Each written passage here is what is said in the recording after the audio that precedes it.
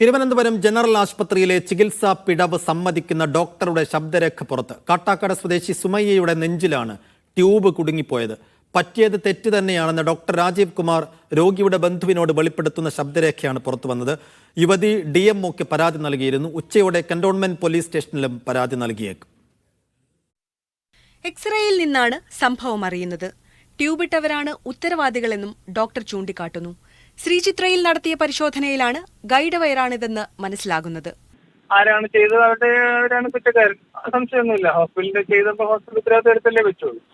അപ്പൊ ഡോക്ടർ ഇതോട്ട് യാതൊരു ബന്ധമില്ലല്ലോ. ഞാനല്ല ചെയ്തത്, കാരണം നമ്മൾ ചെയ്യുന്ന ഞാൻ ആദ്യമായിട്ട് കാണുന്ന സാധനം, നമ്മൾ ചെയ്യുന്ന സാധനമേ അല്ല.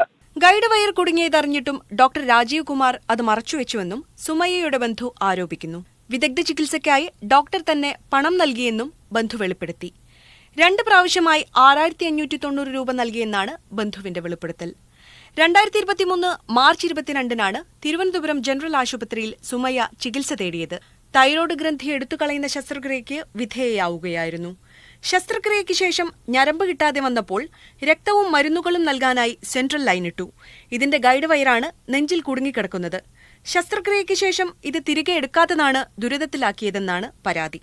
തുടർന്ന് ശ്രീചിത്ര ആശുപത്രിയിലടക്കം സുമയ്യ ചികിത്സ തേടി. എക്സ്റേ പരിശോധനയിൽ ട്യൂബ് ധമനികളോടൊട്ടിപ്പോയതായി കണ്ടെത്തി.